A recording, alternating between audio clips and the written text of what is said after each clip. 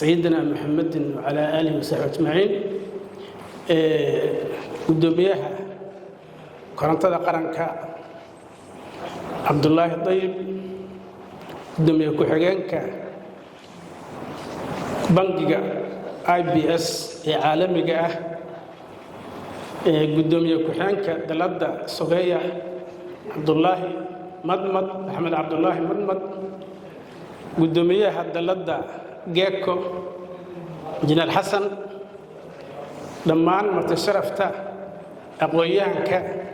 شركتها iyo madaxda iyo maamulka IBS dhamaan waxaan isku salaamayaa salaanta islaamka assalaamu calaykum waraxmatullaahi wabarakaatuh. salaanka bacdi runtii maanta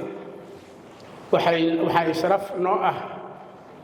inaanu halkaan heshiis oo sida uu sheegay gudoomiyuhu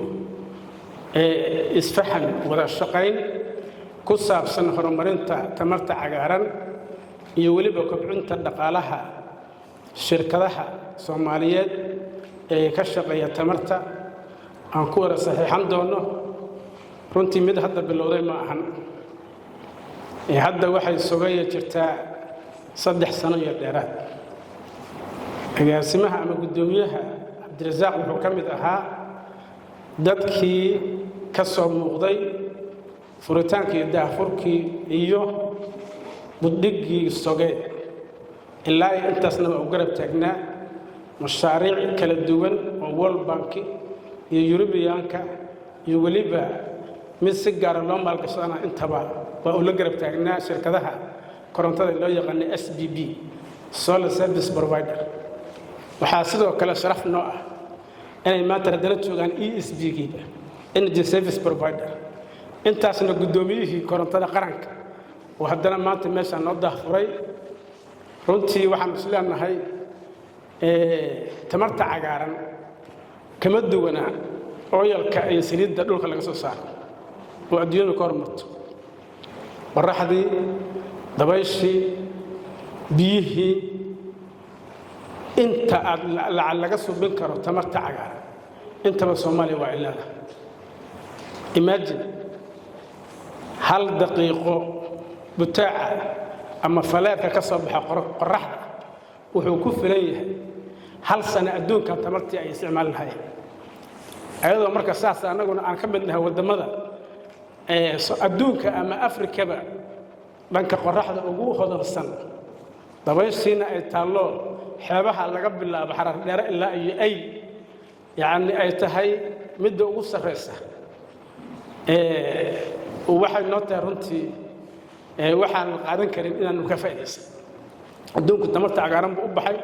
ayada la maal gashaday shirkadihii korontada penetration-kooda bilaabay oo anagu qaaraan faantii si dhow uga warhayo megawatt hadda rakibanay gigawatt baa loo gudbi doona hadda la I hope terawatt nan gaar kulanka maanta runtii cidda fahmi kartaa muhiimad weyn buu noogu fadhiyaa dhammaanteen. success story waxa ku filan koronto hadda noo sida uu sheegay gudoomiyuhu oo hadda ceelashii institutionadii shirkadihii mataqaana ama meheradihii intuba kulli ay hadda isticmaalayaan sida uu sheegay shirkadaha hadda sida tooska uga shaqeeya 30 waa ku dhow yihiin 24 waa hubaa inta hadda xoogooda leh waxaan rajaynayaa inaanu gaarsiino boqolaal inaanu gaarsiino oo wadanka lagu wada baahiyo waxaan ku soo gabagabeynayaa runtii waa ku maasantiin ka soo qaybgalkiina iyo heshiiskan xafladda maanta lagu saxaxayo tamarta cagaaran in la iska kaashado adduunyadana waxaan u gudbinaynaa annagu diyaar baan nahay waa noo jeedaan annagu bangigeennii iyo shirkadaheenni waa wadanahay war adinku diyaar ma tihiin hadday haa tahay meeshaas soo mari lahayd u jeedaan hadday dawladdii ahaan lahayd hadday ahaan lahayd hay'addii qaranka hadday ahaan lahayd shirkadihii maxaan ku yiraahdaa tamarta cagaaran hadday ahaan lahayd finance sector-kii iyo bangiyadii iyo dhaqaalihii intaba diyaar baan nahay waan u diyaarsannahay hortiinaana ku saxaxaynaa xagala gal wax guntiga la galiya ka weyn waa maasantihiin